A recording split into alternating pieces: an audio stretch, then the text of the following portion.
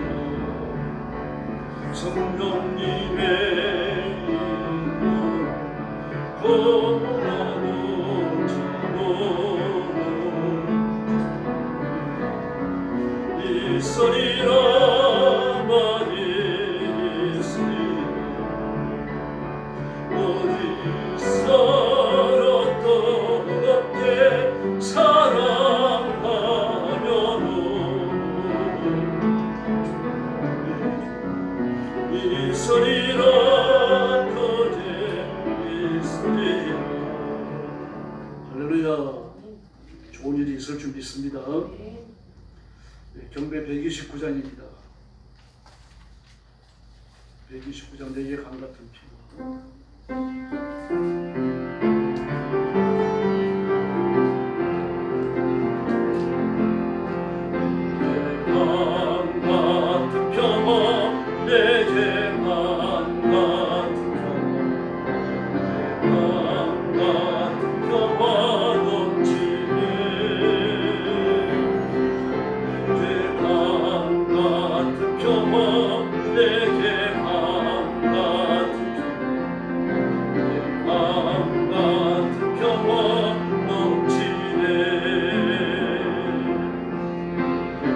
같은 사랑 내게 바보 같은 사랑 내게 바보 같은 사랑 넘치네 할렐루야 내게 바보 같은 사랑 내게 바보 같은 사랑 바보 같은 사랑 넘치네 샘솟는 기쁨 내게 샘솟는 기쁨 넘치네 할렐루야 내게 샘솟는 기쁨 내게 샘솟는 기쁨 넘치네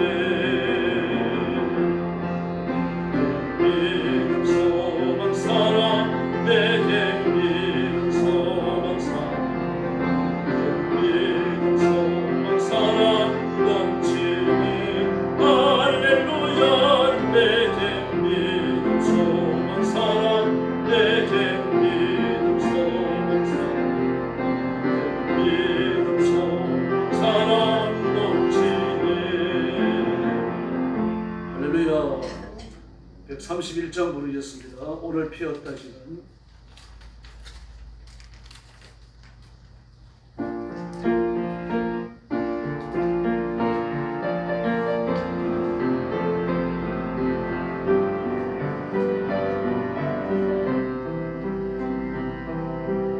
오늘 피었다 지는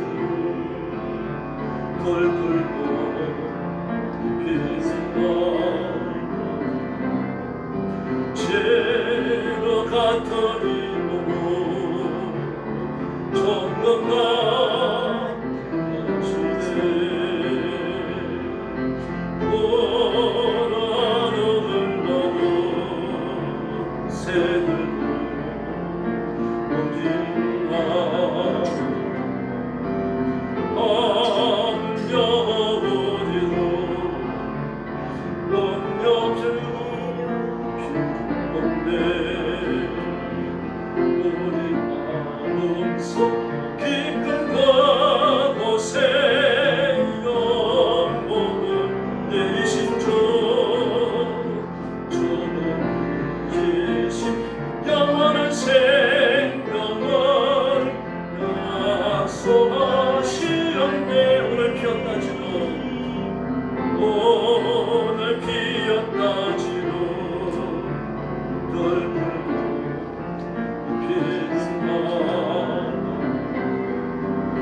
지덕 같으니 몸은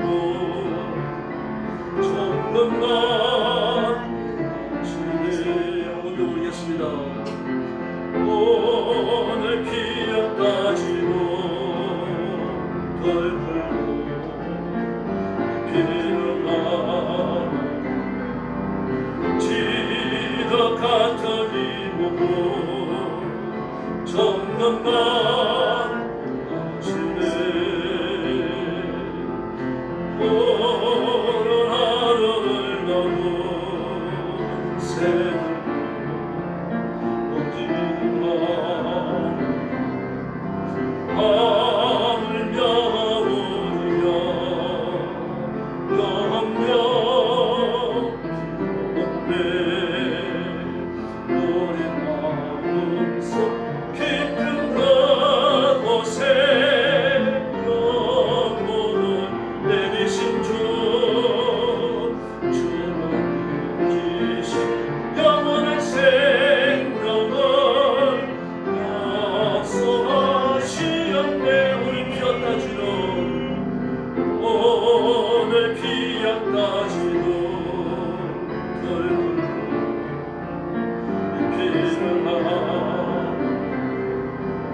지덕 같으니 몸은 정건가 지네 할렐루야 찬송가 303장 부르겠습니다. 날 위하여 십자가에 중한 고통 303장입니다.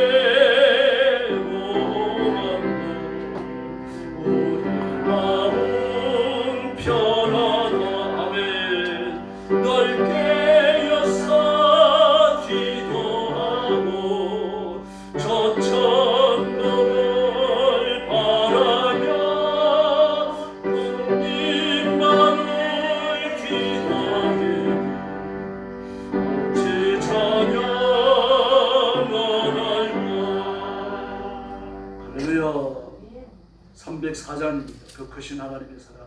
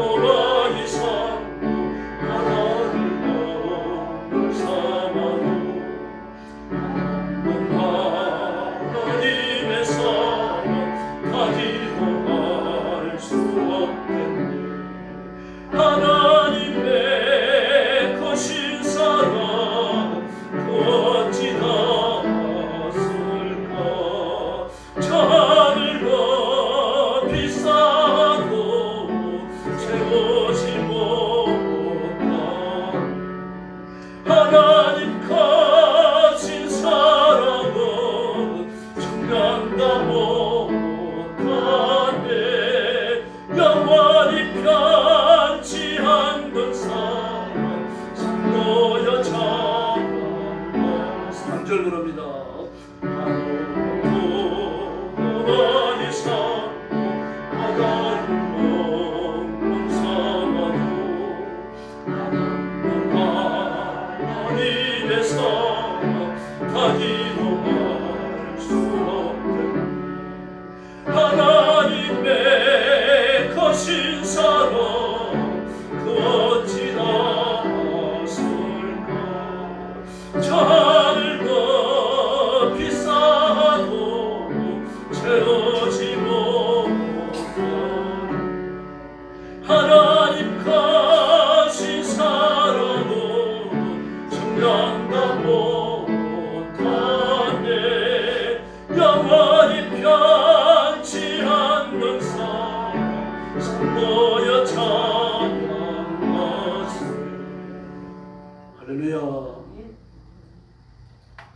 허리 숙여서 신앙 고백하겠습니다. 나는 전능하신 아버지 하나님 천지의 창조주를 믿습니다. 나는 그의 유일하신 아들 우리 주 예수 그리스도를 믿습니다. 그는 성령으로 잉태되어 동정녀 마리아에게서 나시고 본디오 빌라도에게 고난을 받아 십자가에 못 박혀 죽으시고 장사된 지 사흘 만에 죽은 자 가운데서 다시 살아나셨으며 하늘에 오르시어 전능하신 아버지 하나님 우편에 앉아 계시다가 거기로부터 살아있는 자와 죽은 자를 심판하러 오십니다. 나는 성령을 믿으며 거룩한 공교회와 성도의 교제와 죄를 용서받는 것과 몸의 부활과 영생을 믿습니다. 아멘. 우리 아버지 감사합니다. 저희를 죽음과 저주와 지옥의 형벌에서 구원해 주시고 예수 그리스도의 영생하는 생명을 얻어 하나님의 자녀가 된 것을 감사합니다. 육신을 가지고 죄를 지을 때도 있고 하나님 앞에 부족하게 짝이 없는 저희들을 불러서 하나님의 거룩한 일에 수종들도록 복 주신 것을 감사합니다. 오늘도 금요일 밤에 엎드려 주의 고난당하심을 묵상하며 하나님 앞에 예배하며 경배를 올립니다. 사랑하는 성도들을 기억하시고 하나님의 가슴에 품으시고 한없는 복을 허락하여 주시옵소서. 오늘도 온 세상에서 복음 전하는 사랑하는 선교사님들과 주의 종들과 성도들을 기억하시고 주의 오른손으로 붙들어 주시며 능력과 권능으로 역사하시고 십자가의 권능이 충만케 하여 주시옵소서. 선교의 현장마다 영혼을 건지며 추수하는 생명의 강력한 권능을 허락해 주시옵소서. 오늘 밤에도 저희들이 말씀을 나누며 하나님의 음성 듣기를 원합니다. 주의 성령님께서 뜨겁게 역사해 주시옵소서. 예수님의 이름으로 간절히 기도 올리옵나이다. 아멘. 네, 하나님 말씀 공부하겠습니다. 사도행전 12장 창세기 12장 1절부터 5절까지입니다. 네, 구약 성경 14페이지입니다.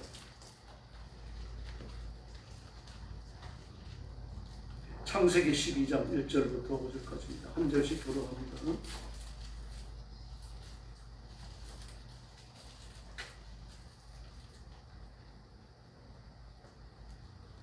1절 말씀 제가 먼저 공부합니다. 여호와께서 아브라함에게 이르시되 너는 너의 고향과 친척과 아비집을 떠나 내가 네게 보여줄 땅으로 가라. 내가 너가 모든 것을 내리고 네게 보여주어 내 이름을 창대하게 하리니 너는 복이 되리라. 너를 축복하는 자에게는 내가 복을 내리고 너를 저주하는 자에게는 내가 저주하리니 땅의 모든 족속이 너로 말미암아 복을 얻을 것이라 하신지라.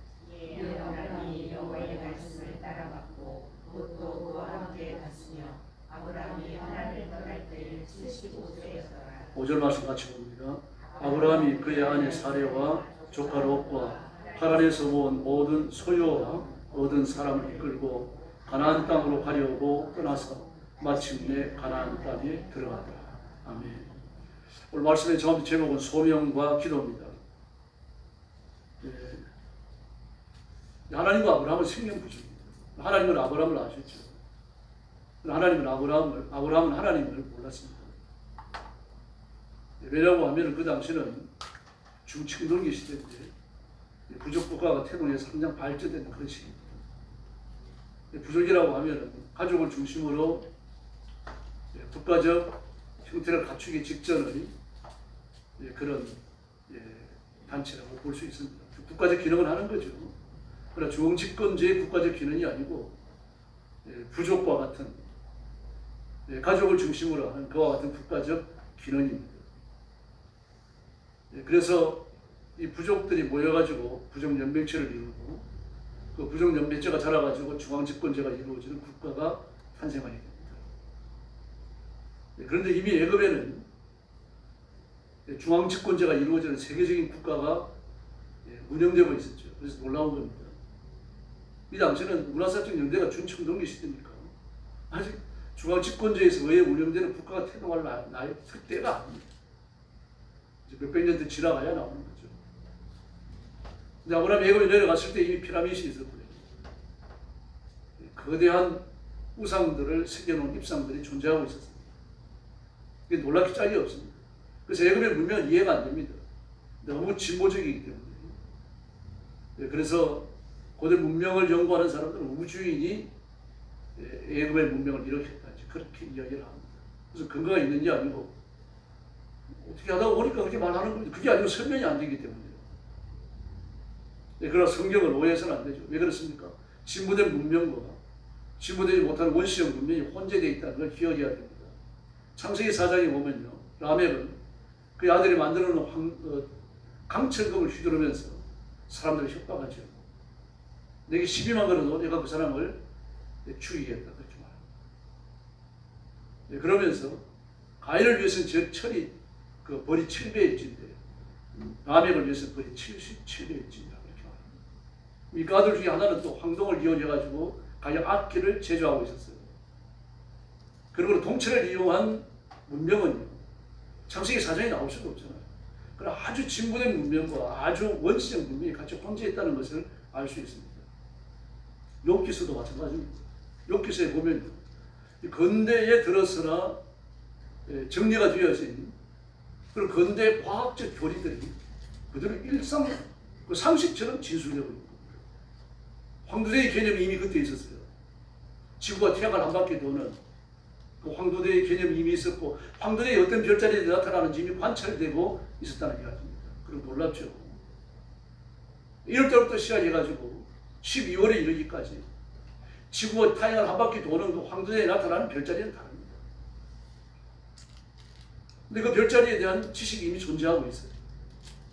삼성과 묘성과 수많은 별들로 이루어져 있는 은하훌라까지 욥기는 이미 이야기합니다. 우리 순환에 대해서도 이야기하죠. 지표에 모여있는 그 웅덩이에서 이 수증기가 올라가서 가늘게 실로 꼬는 것처럼 이렇게 꼬여서 쭉 올라가서 그것이 구름을 이루고 보자기에 쌓여 있다가 그것이 물이 되어가지고 지상에 다시 떨어진다. 이렇게 이야기합니다. 물의 순환이거든요. 물의 순환이라고 하는 개념은 근대에 들어서 정리되는 거예요. 근데 욥기서에 이미 쓰여지고 있습니다. 이렇게 욥기에서는 그 과학적 기술들이 근대에 들어서 정리된 과학적 기술들이 많이 나와 있습니다. 욥기 언제 책입니까? 노아 시대에서 그리 멀지 않아요. 왜 그런가 하면 큰 짐승 공룡에 대한 기억을 그대로 가지고 있습니다. 노아와 노아의 가족들이 공룡에 대한 기억을 그 후손들에게 이야기했을 거 아닙니까? 이걸 생생하게 가지고 있어요. 그리고 노아 시대에서 그리 멀지 않은 때 기록된 것이 욥이 그때 사람이에요. 이처럼 상당히 진보된 문명과 진보하지 못한 문명이 같이 있었습니다. 그러므로 우리가 왜 그런가 궁금해할 필요는 없습니다. 사람이 900년이나 살았어요. 그 살면서 애만 낳았겠습니까? 또 머리가 얼마나 좋습니까? 하나님 멍청이들만 놓은 게 아닙니다, 여러분. 아주 영민한 사람들을 낳았어요. 문명을 만들고 문명을 진보시키는, 그리고 문명을 후대에 물려줄 수 있는 그런 사람들입니다. 그리고 창세기 6장에서 노아 시대에 파멸이 왜 찾아옵니까? 타락했기 때문입니다. 엄성등성 대강대강을 타락해가지고 하나님이 한 시대를 멸망시킵니까? 그것도 지구상에 살고 있는 모든 인류를 깡그리 멸망시킵니까? 절대로 아니죠. 그들이 21세기 지금의 이 시대보다 더 깊은 타락이 이루어지는 그런 아주 더러운 삶을 살고 있었기 때문에. 그래서 내가 다시는 물로 세상을 멸망시키지 않겠다. 불로 멸망을 시키겠다. 그러므로 인류는 두 번 파멸을 경험하는 겁니다. 한 번은 물에 의해서, 한 번은 불에 의해서. 노아 시대의 사람들이 희소했을 것이라고 생각하면 안 됩니다. 900년을 살면서 애를 낳았으면 도대체 얼마나 낳았겠습니까? 상상을 좀 해보세요. 900살 이상을 살았고 900살을 조금 못 살기도 하고 그랬습니다. 인구 밀도가 대단히 높았다고 봐야 됩니다. 물론 지금처럼 21세기처럼 인구 밀도가 높았다는 얘기는 아닙니다. 그러나 그 시대에서 볼 때 상상할 수 없을 정도로 인구 밀도가 높았습니다. 그리고 모여 사는 도시를 중심으로 해서 인간의 급속한 타락이 이루어진 겁니다. 문명의 진보가 함께 이루어졌다는 얘기입니다. 문명의 진보가 없이 인간의 타락은요, 아주 더디게 나타나는 겁니다. 그게 문화사가 증명하는 거예요. 바로 이렇게 해서 그 시대 사람들은 하나님 앞에 대항했고 흩어짐을 면하기 위해서 바벨탑을 쌓았고 또 하나님의 파멸이라는 겁니다. 그러면서 그들은 같은 언어를 따라가지고 쭉 흩어져서 온 세상이 흩어져서 살고 있습니다. 살고 있지만 뭘 가지고 흩어집니까? 그들이 가지고 있던 하나님을 향하는 본질적 신앙을 어찌할 수가 없는 겁니다. 이걸 가지는 겁니다.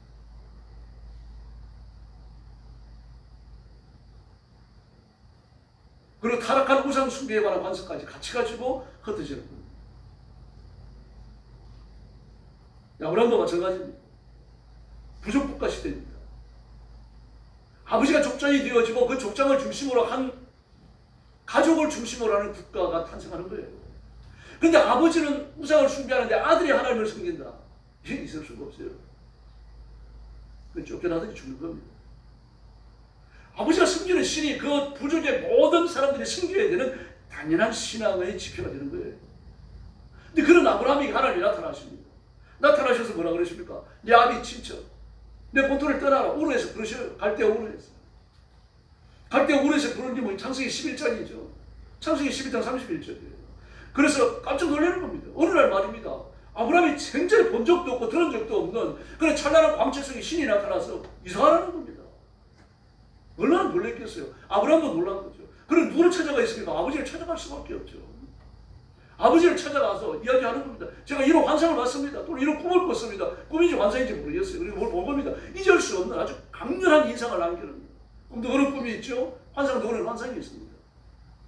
자기 아들이 땀을 뻘뻘 흘리면서 말입니다. 이 두려움에 사로잡혀가 와가지고 부들부들 떨면서 환상에 대한 걸 이야기하는 겁니다. 또는 꿈에 대한 걸 이야기하는 거예요. 그 아버지가 얼마나 놀랐겠습니까? 이 애가 신을 만나고. 근데 그 신이 누군지 아죠. 떠나가라고 하니까 떠나야 되겠다. 저주받아 죽을 수 있으니까요. 그래서 전부 수습을 해가지고 일차적으로 온 가족이 떠나갑니다. 어디까지 갑니까? 하란까지 갑니다. 왜냐고 하면 하란이 우르 사람들과 하란 사람들과 그 시대 사람들이 살면서 동맹체를 이루는 부족이 모여가지고 부족 연합, 부족 동맹체를 이루는 그 동맹체의 국경입니다. 그 넘어가면요. 내 부족은 내가 책임져야 돼요. 지금까지는요, 부족 연맹체, 부족 연합체가 누가 쳐들어오거나 전쟁을 걸으면 같이 싸워줬습니다. 그러나 이제는 아닙니다. 이 하란을 벗어나게 되면 자기 부족은 자기가 책임을 져야 돼요. 하란이 뭡니까? 더구나 하란은 굉장히 발전된 것입니다. 그 당시에 대학이 있었어요. 물론 지금 같은 대학은 아닙니다. 대학이 있었습니다. 그런 것이 하나님입니다. 그리고 아브라함과 아브라함의 가족들이 그곳을 머물러 살면서 아주 강력한 영향력을 행사하죠. 그 아버지가 대낮잖아요. 아들이 나홀입니다. 근데 그 성을 하란 성을 하란이라고 부르기도 하고 나홀성이라고 부르기도 하죠. 데라성이라고 부르지 않아요. 아버지 데라가 이미 늙어서 아이들을 데리고 보니까 틀림없는 겁니다. 그러나 하란과 나홀, 아브라함 세 아들이잖아요. 근데 하란성, 나홀성 그렇게 불러요. 그 성에 강력한 권력을 행사하는 그 성에서 대표적 부족이 됐다는 겁니다. 그러나 하나님이 두 번째 나타나십니다. 오늘 우리가 본문입니다. 나타나셔서 뭐라고 하십니까? 너는 너의 고향과 친척과 아비 집을 떠나 내가 내게 보여줄 땅으로 가라. 그러면서 약속을 주셔. 이제 내가 너를 큰 민족을 이루고 내게 복을 주어 내 이름을 창대케 하겠지. 너는 복이 된다. 3절에 보니까 너를 축복하는 자는 복을 내리고 너를 저주하는 자는 내가 저주받겠다. 네 번째는 땅의 모든 족속이 너를 말미암아 복을 얻겠다. 상상할 수 없는 큰 복을 약속을 하십니다. 그 시대에 누굽니까?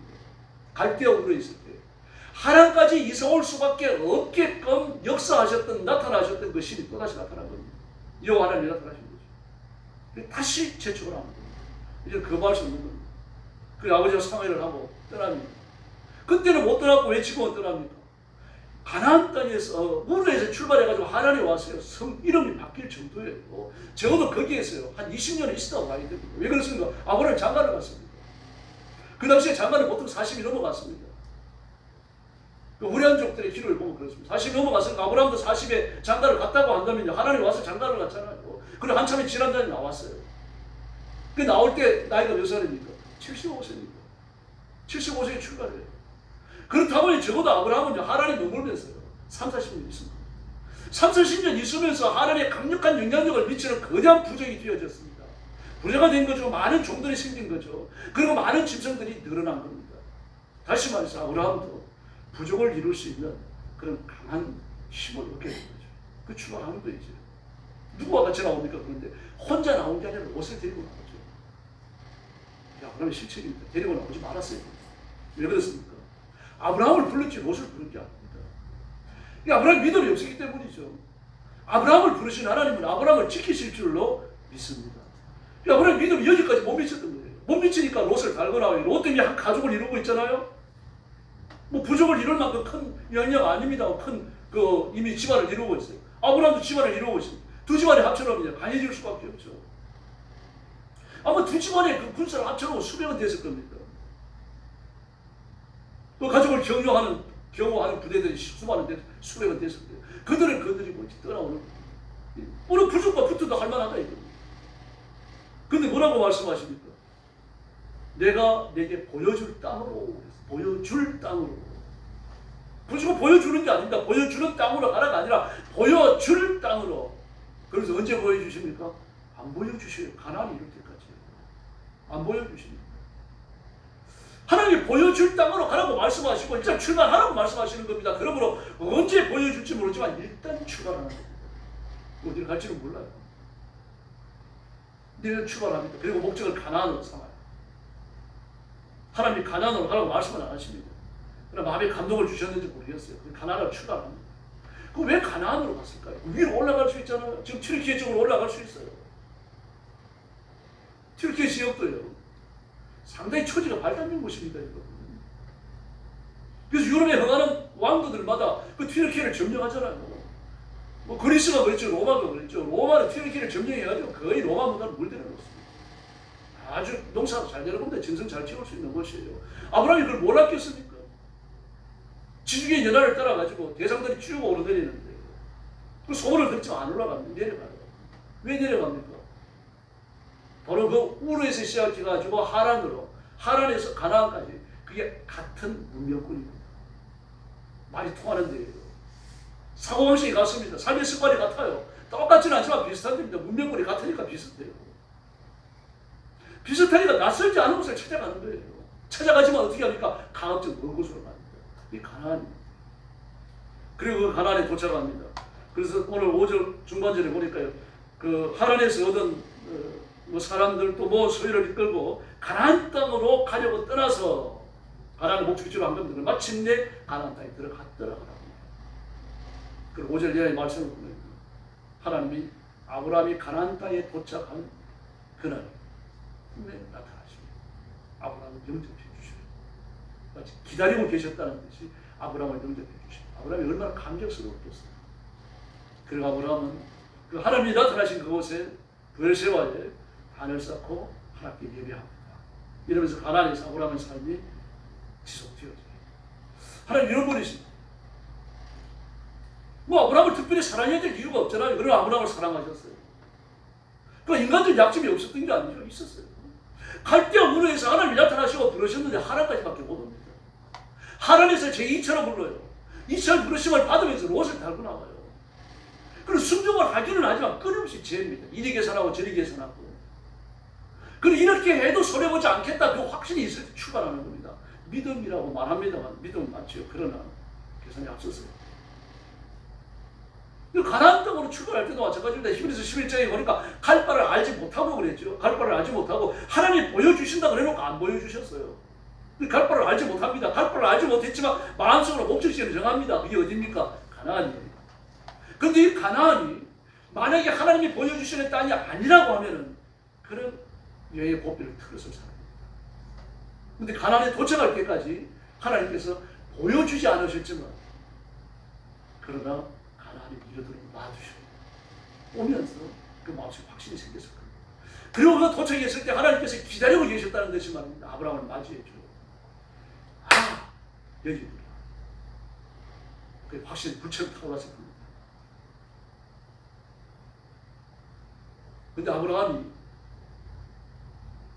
두 번째 출발할 때 보면 하나님 몇 가지 약속을 주십니다. 이전에 내가 너를 큰 민족을 이루게 하겠다. 첫 번째 약속입니다. 두 번째 약속이죠. 내 이름을 장대하게 해주겠다. 세 번째, 너를 축복하는 자에게 복을 내리고 너를 저주하는 자에게 내가 저주하겠다. 네 번째, 땅의 모든 족속이 너로 인하여 복을 받겠다. 우리는 이 말씀이 예수님을 통하여 성취된 걸 알고 있습니다. 그래서 이 당시 아브라함이 이 약속의 말씀을 이해했겠습니까? 야, 무지무지하게 좋은 복이다. 이건 이해했겠죠. 그러나 복의 정체를 정확히 알지 못합니다. 정확히 이해하고 정확히 낳지 못했지만 그 약속을 따라가니까 가나안에 도착했고 하나님의 복이 임한 줄로 믿습니다. 저와 여러분도 마찬가지입니다. 하나님께서 저와 여러분을 아셨습니다. 언제 아셨을까요? 창세전에. 지구를 짓기도 전에. 이 온 세상을 내시기도 전에 여러분의 이름을 알고 계시고 여러분을 말입니다. 마음속에 두시고 누구를 불러야 되겠다 이름을 지어주고 계셨어요. 그리고 개인적으로 아시고 그리고 때가 되니까 복음을 통하여 불러주신 겁니다. 그리고 영광교회에 모아주신 줄을 믿습니다.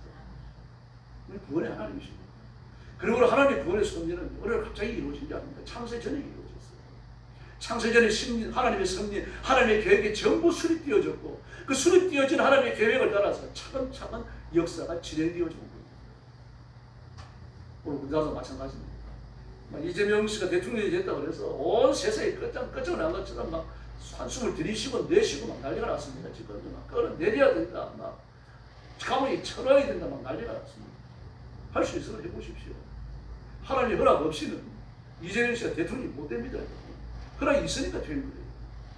그럼 이 사실을 겸손히 받아들여야 됩니다. 그래 잘못되면 바로 잡아 나가야 돼요. 근데 우리가 할 수 없잖아요. 우리가 할 수 없으니까 하나님의 은혜를 구할 수밖에 없는 겁니다.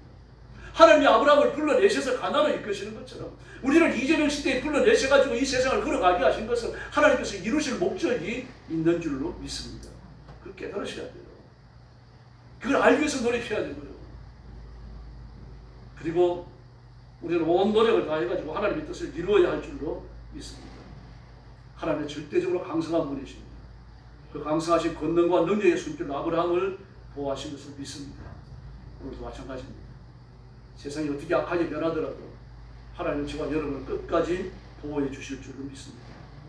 하나님이 아브라함을 불러내신 것은 세 가지 목적을 갖습니다. 그 첫 번째 목적이 뭡니까?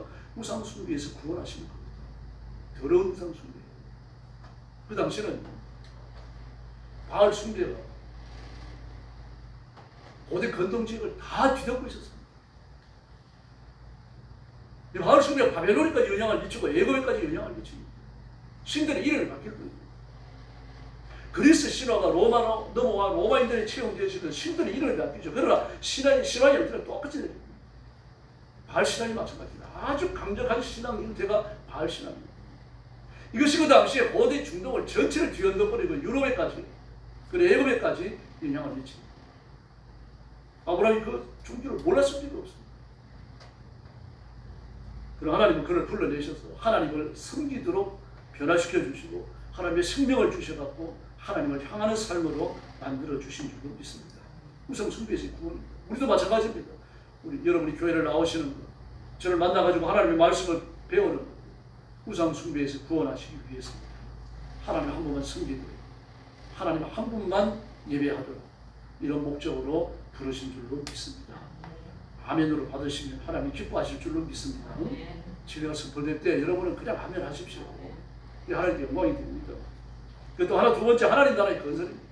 하나님 나라를 하나님이 건설하신 거예요. 그래서 아브라함을 불러내셔가지고 하나님의 나라를 아브라함이 건설하게 하십니다. 그것도 막 이리 넘어지고 저리 넘어지고 말입니다. 막 여기서 허우적거리고 저기서 허우적거리고 하나님이 해버리시면 쉽잖아요.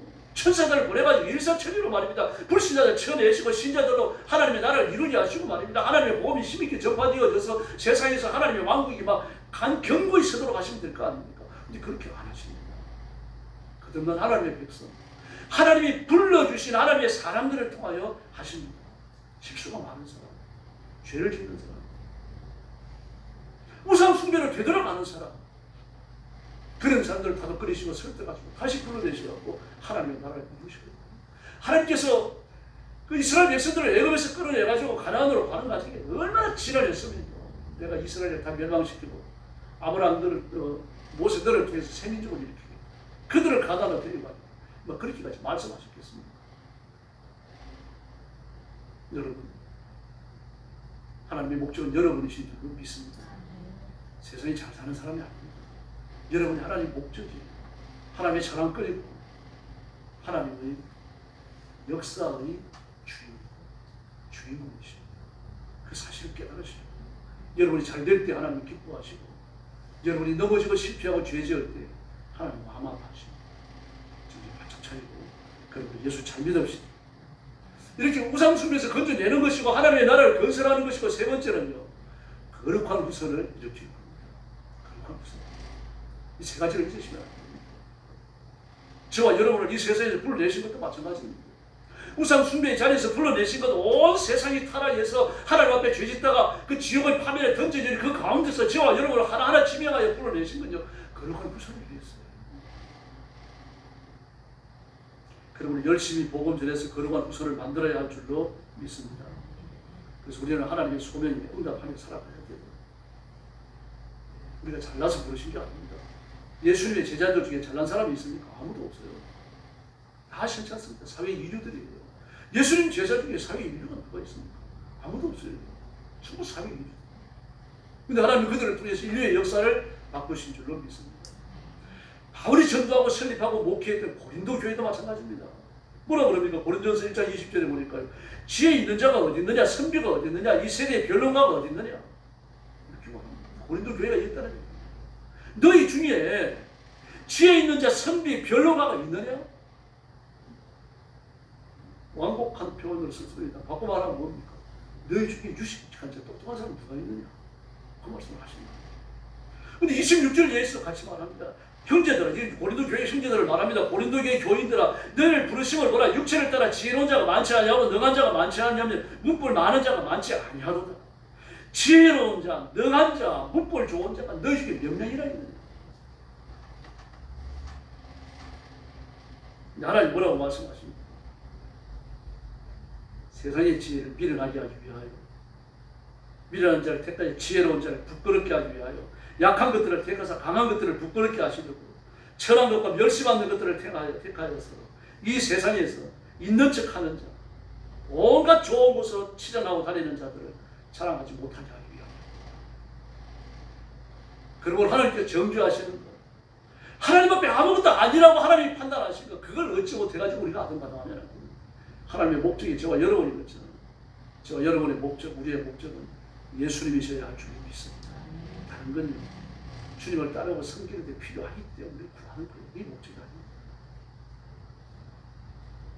그래서 이 땅에 살고 있는 인간들의 본 모습은 절망적입니다.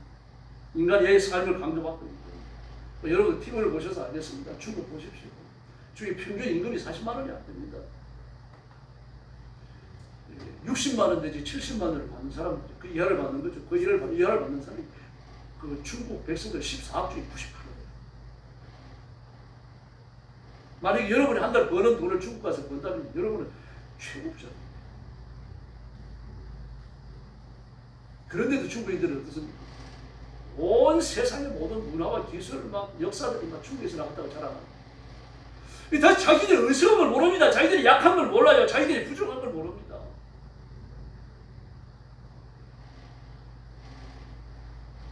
하나님 앞에서 저와 여러분도 자랑할 게 전혀 없다는 것을 기억하시길 바랍니다. 여러분, 우리가 살아가고 있는 이 세대가 대단하죠. 볼만큼 벌고 쓸만큼 쓰니까 말합니다. 대통령 자리에서 끌어내리고 온 세계에서 우리 대한민국하고 미국 두 군데밖에 없습니다. 현재 대통령 탄핵하는 나라예요. 대한민국과 미국 두 개밖에 없어요. 미국도 대통령 탄핵 한 번밖에 못했습니다. 닉슨. 그 닉슨도 어떻게 했던 사건이죠? 막 대통령이 시가가 죄를 짓고 거짓말을 했어요. 그 탄핵당. 우리는 박근혜 대통령과 윤석열 대통령이 탄핵을 했는데 탄핵할 이유가 전혀 없어요. 두 사람. 공산주의예요. 탄핵이 된 겁니다. 그래서 이 나라는 건강하게 살아있습니다. 앞으로도 공산주의에 의해 가지고 휩쓸리지 않는 건강한 나라가 되어야 할 줄을 믿습니다. 그래서 기도해야 됩니다. 온 세상이 전체주의, 사회주의로 무너진다고 하더라도요, 우리 거기에 저항할 수 있어야 돼요. 복음을 붙들고 있기 때문에. 복음이 지배하는 세상, 하나님의 능력이 지배하는 세상, 예수님의 부활의 생명이 지배하는 대한민국이 되어야 할 줄로 믿습니다. 그래서 예수 믿는 것 외에는 소망이 없는데, 이 시대에 소망 없는 사람들한테 자꾸 멱살 참여하지 마십시오. 대모하는 데 가려면 가십시오. 괜찮아요. 나쁘지 않습니다. 그러니까 여러분, 하나님의 심판을 위해서 기도하시면 됩니다. 이제는 심판받게 해주십시오. 민족을 심판해 주십시오. 제가 두 번째 말씀드린 심판은 파멸이에요. 끝나는 겁니다. 우리 심판을 구해서 안 됩니다. 뭘 구해야 됩니까? 이겨야 됩니다. 공산주의를 이겨야 되고, 잘못된 정치제도를 이겨내야 되는 겁니다. 극복해내야 되는 거죠. 그럼 하나님의 능력을 기도하는 권세로 되는 겁니다. 하나님이 대한민국의 역사 속에 간섭하셔야 되는 거죠. 대한민국을 좌지우지하고 있는 악한 영들의 세계에 무너지고 마귀가 7개를 도망가야 되는 겁니다. 이 역사를 위해서 기도해야 됩니다. 그러므로 예수 믿는 것 외에는 소망이 없어요. 신학 같은 희망도 없는 그런 사람이라고. 예수 믿으면 비전이 생기고 소망이 생기고 하나님의 생명, 영생하는 생명을 얻게 됩니다. 그래서 마침내 하나님을 위한 헌신의 사람으로 바뀌어질 줄로 믿습니다. 근데 때로는 힘들어요. 시험 보니까요. 라비 요나단은 이런 말을 했습니다. 도자기를 만드는 자는 깨진 도자기를 숟가락으로 두들기고 시험하지 않는다. 그렇죠. 깨진 도자기를 누가 시험하겠습니까? 그러나 훌륭한 도자기를 만들었을 경우 숟가락으로 두들겨보며 시험합니다. 그와 똑같다. 하나님께서도 악한 자는 시험치 않으시나 의로운 자는 시험하시나. 근데 의로운 자를 누구를 들어 시험하십니까? 악한 자를 들어. 하나님의 애로서의 마음. 그리고 불신자에 의해 가지고 하나님을 조롱하는 자들, 하나님의 통치를 멸시하는 자들이 하나님의 의인들을 엎드려 기도하는 사람 교회를 핍박할 때 이상하게 생각하지 마시기를 바랍니다. 기도하여 이겨내야 할 줄을 믿습니다. 그 핍박하고 혼란스럽게 하고 심을 일으키는 그런 어려움들을 예수님과 구원받기 위해서 필요해요. 오늘 새벽도 오늘 아침도 이 은혜를 구하시길 바랍니다. 하나님은 살아계시며 아브라함을 부르신 것처럼 저와 여러분을 불러주셨고 한국교회를 불러주셨습니다. 그럼 하나님의 부르심 앞에 응답했으니 이제 그 능력을 구합시다. 그 권능을 구합시다. 그래서 우리 자신들이 복을 받고 여러분의 가정이 복을 받고 우리 교회도 구원해야 할 줄로 믿습니다. 그 마음으로 나라와 민족을 위해서 기도하시고 지금 어그러진 길을 가고 있는 이 민족, 우리 백성들이 나가는 길을 바로잡아야 합니다. 하나님께서 하실 게 가능할 줄로 믿습니다. 그 기적을 일으키는 하나님의 지혜로운 일꾼들이 되기를 예수님의 이름으로 축원합니다. 기도하겠습니다. 자비로우신 아버지 하나님 감사합니다. 죄와 허물로 죽은 저희들, 갈 때는 지옥밖에 없는 저희들을 하나님이 불러주시고 천국 백성을 삼으시고 아버지의 영생하는 생명, 예수님의 부활하신 생명을 허락해 주셨으니 감사합니다. 그러므로 내게 일어난 이 놀라운 기적과 변화를 기억하고 하나님 앞에 순복하는 삶을 살게 하여 주시옵소서. 내가 떠나온 곳, 내가 버린 곳, 내가 등들린 곳에 대하여 하나님 아버지 거리움을 느끼고 다시 되돌아가고 뒷문 열고 나가서 세속의 쾌락에 취하는 일이 없도록 도와주시고 마귀의 권세와 싸움, 약한 영들을 쫓아내며 하나님의 승리를 선포하는 고귀한 일꾼들이 되게 하여 주옵소서. 인생을 살아가는 흔적이 예수님의 복 주심과 하나님의 승리케 하심으로 충만하게 하시고 하나님의 영광 받으시는 존귀한 일꾼들, 존귀한 신부들 삼아 주시옵소서. 오늘 밤에도 기도하러 왔사오니 기도의 새 능력 주시기를 원하옵고 예수님의 이름으로 감사히 기도 올려옵나이다. 주님 가르친 기도 드리겠습니다. 하늘에 계신 우리 아버지, 아버지의 이름을 거룩하게 하시며 아버지의 나라가 오게 하시며 아버지의 뜻이 하늘에서와 같이 땅에서도 이루어지게 하소서. 오늘 우리에게 일용할 양식을 주시고 우리가 우리에게 잘못한 사람을 용서하여 준 것 같이 우리 죄를 용서하여 주시고 우리를 시험에 빠지지 않게 하시고 악에서 구하소서. 나라와 권능과 영원히 아버지의 뜻입니다. 아멘. 경배 405장입니다. 그런 여호와 잠깐 부르는 합심기도 합니다. 기도 제목들이 드리겠습니다. 자신의 영성을 위해서 기도하시기 바랍니다. 하나님의 부르심에 예민하고 하나님의 말씀 앞에 힘써 순종하고 성령의 능력으로 무장한 하나님의 자녀가 되도록 하나님의 종이 되도록 뜨겁게 기도하시기 바랍니다. 성령께서 이 시간 능력과 권능으로 임하셔서 내 인격을 장악하여 주시고 성령의 피로 부으심을 주시고 그리고 하나님의 뜻을 행하는 종이 되도록 기도해 주시기 바랍니다. 여러분 가정을 위해서 기도하시고 우리 교회를 위해서 그러시기 바랍니다. 성령께서 불같이 임하는 뜨거운 교회가 되도록 우리 기도가 뜨겁고 예배가 뜨거워지도록 회복의 원천을 주시도록 기도해 주시고 교회를 부흥시켜 달라고 그러시기를 바랍니다. 재정적 부흥을 또 구하시기를 바랍니다. 그리고 나라와 민족을 위해서 기도하시고 대통령과 정치인들이 회개하고 하나님 앞으로 돌아오고 물고 뜯고 싸우는 더러운 일을 당장 거치도록 하나님의 큰 은혜가 임하도록 기도해 주시기를 바랍니다. 외국에 나가서 생명 걸고 선교하는 선교사님들을 위해서 기도하시고 그 전쟁과 재난의 현장 여러분이 기억하시고 그러시어 주시길 바랍니다. 그리고 일본을 위해서도 그러시어 주시기 바랍니다. 양카이 해구가 1000m가 넘습니다. 10km가 넘는 거죠. 그 바닷속으로 10km가 넘는 큰 해구에서 폭발이 일어나면서 큰 지진이 일어납니다. 해저 화산도 폭발하겠죠. 그리고 부지산 화산도 같이 폭발할 걸로 보고 있습니다. 그렇게 되면 일본 땅의 절반가량은 없어진다고 해요. 우리나라에도 심각한 영향이 미칩니다. 쓰나미도 올 수 있지만 우리나라도 치형이 변해버릴 수 있습니다. 이렇게 큰 재앙이에요. 이런 데서 우리가 삽니다. 그래서 기도해 주시기 바랍니다. 그리고 교회를 위한 기도 한 번 더 부탁드립니다. 찬송과 같이 부르겠습니다. 경배 405장입니다. 그런데 창조의 하나님.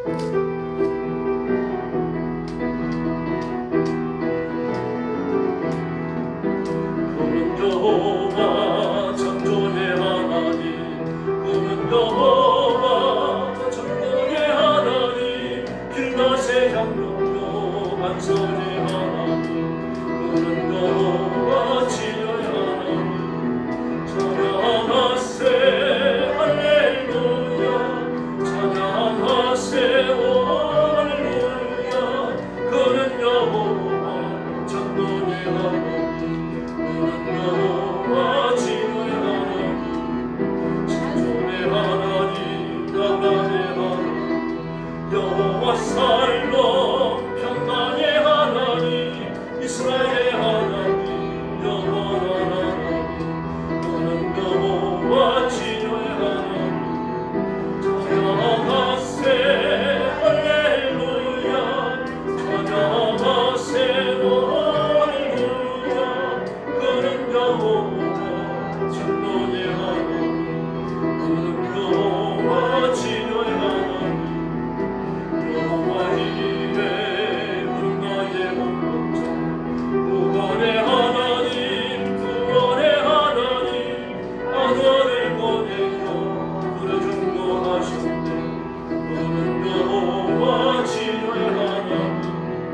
찬양하세 할렐루야, 찬양하세 오 할렐루야.